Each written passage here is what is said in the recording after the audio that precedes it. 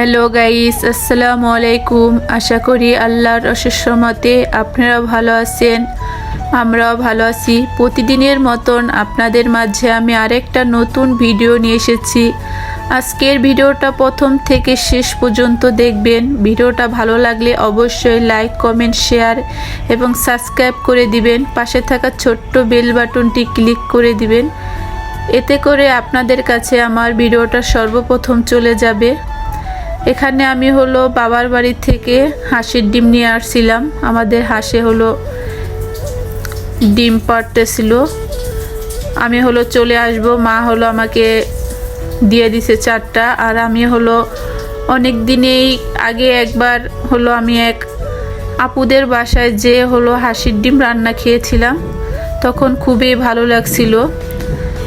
তখন থেকে আমি ভাবছিলাম যে আমি একদিন বাড়িতে হাঁসের ডিম রান্না করে খাবো। মা যেহেতু হাঁসের ডিমগুলো দিয়ে দিয়েছে, আমি এখন এগুলো সিদ্ধ করে আসলে রান্না করব। এই যে দেখতে পাচ্ছেন হাঁসের ডিমগুলো আমি সিদ্ধ দিয়ে দিচ্ছি। আর এখানে নিয়ে আসছে শিং মাছ। শিং মাছগুলো এখন আমি কেটে নিব। দেখতে পেলেন প্রথমে আমি শিং মাছের মধ্যে লবণ দিয়ে শিং মাছটিকে মেরে নিলাম। কিছুক্ষণ রেখে দেওয়ার পরে শিং মাছটি মরে গেছে। এখন আমি শিং মাছগুলো কেটে নিতেছি। শিং মাছ কাটতে আমার খুবই ভালো লাগে, বেশি কষ্ট না, কিন্তু কি একটু পিছলে টাইপের, তো একটু ধরতে কষ্ট হয় এটাই।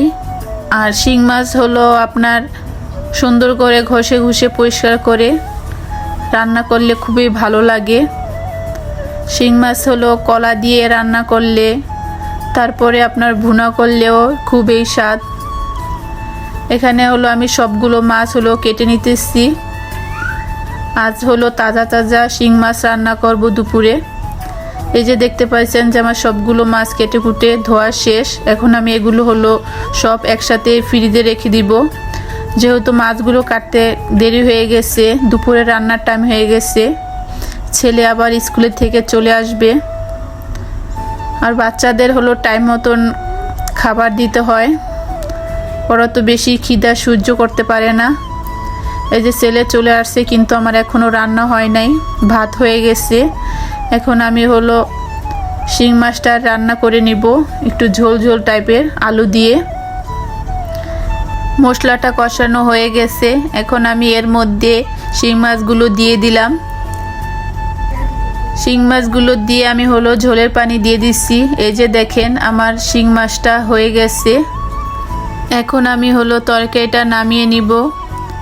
তারপরে আমি ডিম ভুনাটা করে নিব। এই যে আমি এখানে তরকারিটা বেড়ে নিলাম। আর দেখেন তরকারিটা কত সুন্দর একটা কালার আসছে, আর একটু ঝোল ঝোল টাইপের রেখেছি। এখন আমি ডিমগুলো ভেজে নিব, একটু লবণ আর হলুদ মেখে নিব ডিমগুলোতে। আর কড়াইতে তেল গরম করতে বসিয়ে দিয়েছি। তেলটা গরম হয়ে গেলে ডিমগুলো ভেজে নিব। এই যে দেখেন ডিমগুলো ভাজার পরে আমার মশলাটাকে আমি কষিয়ে নিয়েছি। আমার মশলাটাকে কষানো হয়ে গেছে। এখন আমি ডিম দিয়ে দিলাম। এর মধ্যে আমি এখন পানি দিয়ে দিব, একটু মাখো মাখো টাইপের ঝোলটা রাখবো। তারপরে আমি দিয়ে দিলাম কাঁচামরিচ। আর কাঁচামরিচ পরে দিলে কাঁচামরিচের যে একটা ঘ্রাণ, সেই ঘ্রাণটা খুবই ভালো লাগে।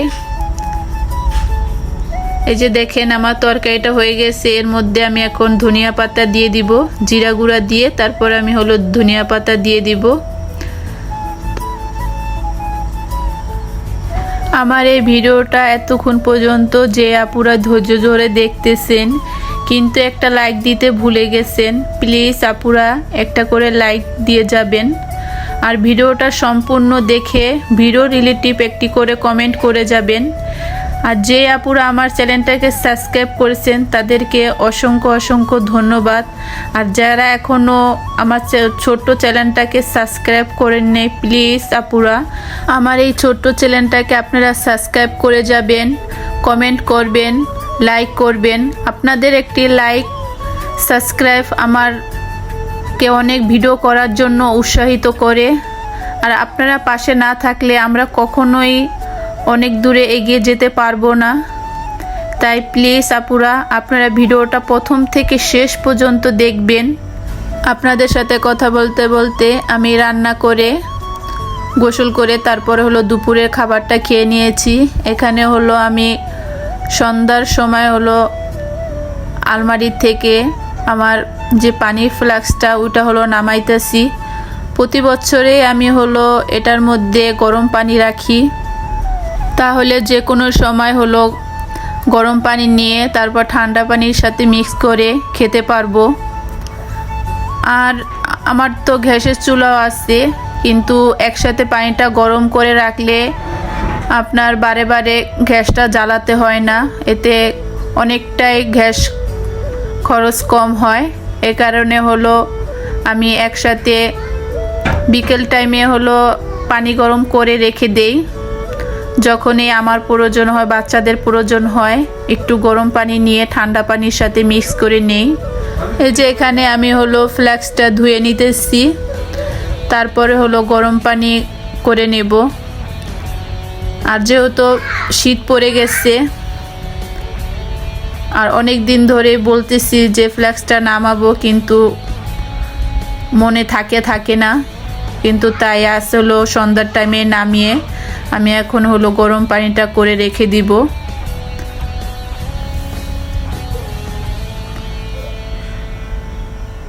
এখন আমি হলো চুলাটাকে আগে অন করে নিলাম, এখন গরম পানিটা বসিয়ে দিব।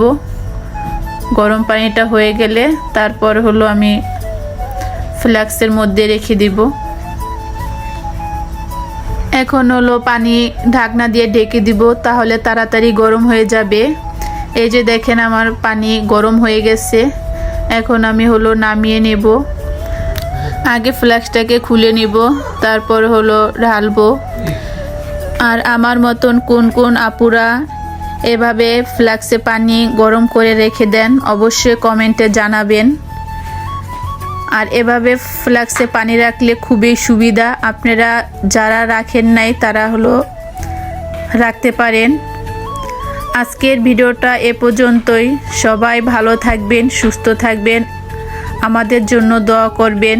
আর আপনাদের জন্য অনেক অনেক দোয়া এবং ভালোবাসা। আল্লাহ হাফেজ।